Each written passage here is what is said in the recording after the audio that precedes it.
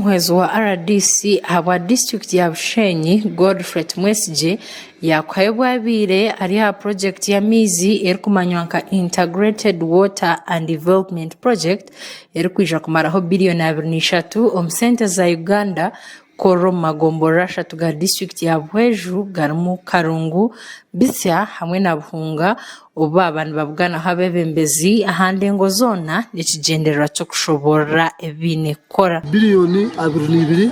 mu project mpango ekuza kavaringa amagombora shatu bisya Buhunga na Karungu konga tufuniremo buzibu twasanga ngo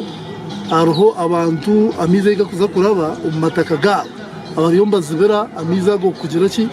korwa mwene tuyo mu nkiko tuyo tuhendera because project ejine ho 12 twateka ho warning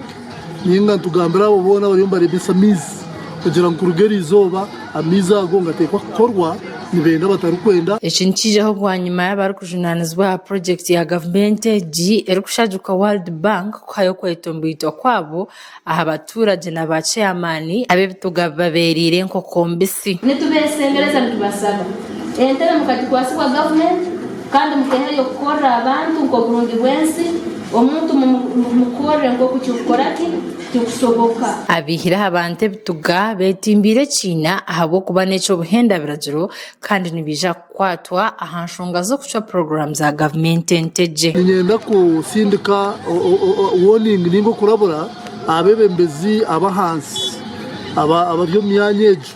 umagomborago Buhunga Karungu na bisya abihiraho abantu bituga mwene mukugira ngo numuza kubanguhisiza kufuna sente za compensation ngo turiho tuje kubakwata kwena mango kiyawe kitugo umuntu ogendo zigarure kare takize ahabo kuba umuntu twaragiye ngo kamuyewe sente ubori cya manero sisire ubori cya manero si1 noza kurufandinga sente zo on top of project kurgira ha ministry ntibatekateka kujumaririzo mu kwezi kwa 12 aho Moses Ebaro yashobora kubine kiroto cyo kwamizi marunje byaro ebiri kurenga 5 na 4 umagombora shatu. We expect to complete this project this year, December 2024. The project covers basically 4 sub-counties in Bweju district, that is Buhunga sub-county, Bisya sub-county and Karungu sub-county, and it supplies water to about 54 villages in those 3 sub-counties. Bamwe ombebembezi Sky TV yagambaho nabo bashobora ko utabanko winji biri kutangira hibura rya mizi nta no gataho mu ngendo ndingwa otireho nendwara ezukureto mizga marofa cyara no byoba birema kwatwa ho munongo kugira obusubu za kutahara mizi ningo mu bagenda bacererwayo bije curo shanga batunga mu buzubu ente zito beno usanga omusana gwazwa munonga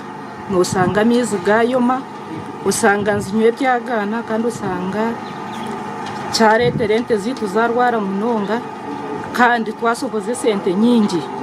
twakubirepura guru sente ezo kandi hari yabo abataka bwine sente zabo zemshumbushano Erikson Mutegerize urumukuru w'ebyamizi aha district ya Bweju ari no kuyabagaruza amatsiko akushobora hankora ya government bona kwina nateganisa kugira ngo tubakamuhire sente government itavuga kumushashara abuko mwena abantu government kizababara biyomene sente zakuza kutunga kandi nubuza kushererwa ukanitiko kugireta nitikwa kumushashasho bantu bashaba ngo mwiceze iyo project egundizemo amakuru gagasha kwa Gerard Tugume aba Sky Television agenshonga umuruhwejo.